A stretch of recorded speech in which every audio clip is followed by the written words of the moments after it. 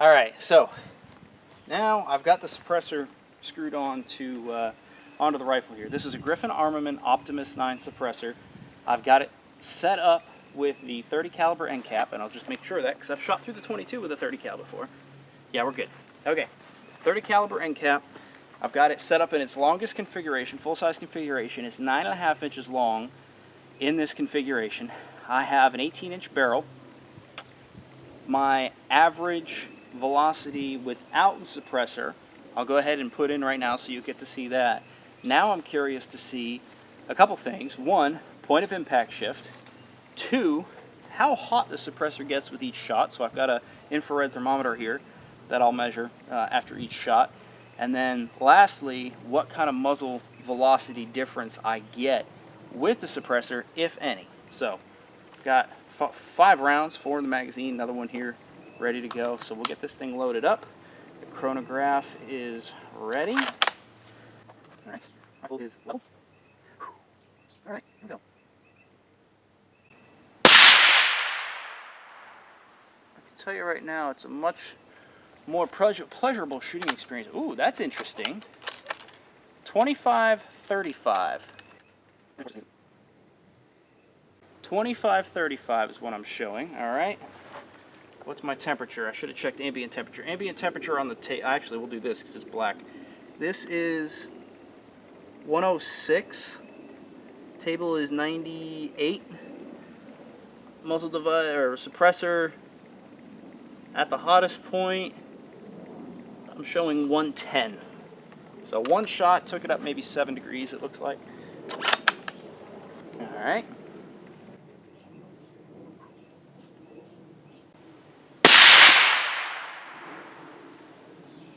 I can tell you my grouping's already different. 25-20. And now these come through on phone. All right. Temperature 130, 133, 134. Call it 134. Now, I'll burn. We'll see around 160. All right, good shot.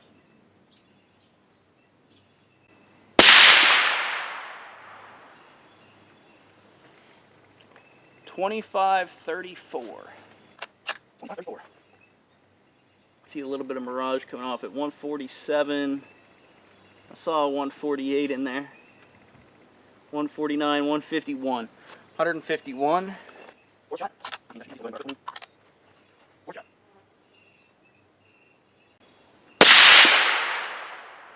I could hear it hit that time. 25-37. Wow. 25-37.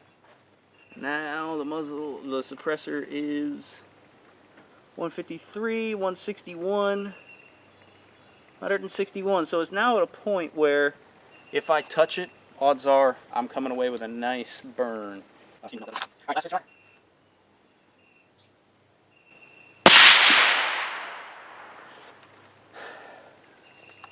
.2488. Wow, that one slowed way the hell down. 2488. That's the slowest shot yet. I don't even need a computer to see that. And my temperature reading 168. Highest temperature was 168. 180. Never mind. 187.5. 187.5. That thing's hot. I would definitely. Alright, so as I go down the barrel here, you'll get to, or the muzzle suppressor. As I go down the suppressor, I'm at 120, 120, and now I get into the body. 130, 145, 152, 163, 168, 175. So seems to be hottest right about there. Interesting results there. I'll put them up on the screen over here so you can see. Without the suppressor, this is what my average velocity was. With the suppressor, this is what my average velocity was. Not something I was expecting. A little different, I guess, out of a gas gun than out of a bolt gun. Could that be differences within the ammunition? Yes, absolutely. But that's the ammunition I'm using. This information is what I'm going to use to put in my ballistics calculator. I guess let's take a walk down and look at point of impact shift on our target down here without the suppressor and with the suppressor. All right, so we're down here at the target. I shot a group without the suppressor and a group with the suppressor. We're not worried about how tight the groups are. That's not what I'm interested in. I'm interested in the center of the group and how far that deviates from my point of aim. So I can tell you, this was my aim point right here. Without the suppressor, my center point was about, let's call it right here. So 1, 2, 3.5 inches left, 2 1/4 inches high. With the suppressor, this is interesting. So with the suppressor, I was, again, same point of aim. Point of impact was, what, centered-ish, here-ish? So I'm 1.5 inches low, half inch right. So there you go.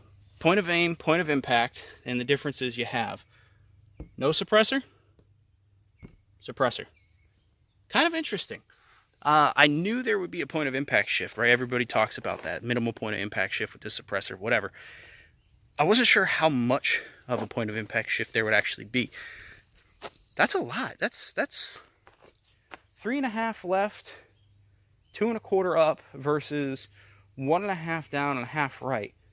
So you're talking 4 inches on a horizontal plane and 2, 3.5, almost 4 inches on a vertical plane too. So you're talking 4 inches in either way. Now, obviously, I have zeroed this rifle with the suppressor, and I'm happy with that. That's fine. I'll when I get to taking the class, I'll confirm zero that day, that morning, and we'll get that all squared up with bags and bench rests and all that other fun stuff. So it'll be good. But there you go. There's what I wanted to know. Filmed it, bringing you some information. Take it for what it's worth. My gun, my suppressor, my choice of ammunition on this random day. I can tell you right now, it's hot out, man. It's 90, I think, today. 90 degrees, and humidity is, well, it's about to rain, so humidity's way up there. I think it's 88% today. It's ridiculously high humidity. So there you go. Take it for what it's worth. Thank you all very much for watching. Thank you for, I don't know, giving me some views, and I really don't care. I don't do this for the views. I just do it because it's kind of fun to do, and it's fun to film and fun to edit. It's neat. But thank you for watching, and for any of you who comment, thank you for commenting on the channel. That helps, obviously, give the channel a little bit more recognition, and I'm not making any money on this, that's for damn sure, especially with YouTube's policies. Who knows, this video might get flagged, but no high-capacity magazines in this video. No building or anything. It's just purely scientific and informational, educational, if you will. Those are my results. Thank you all very much for watching. I'll talk to you all again very soon.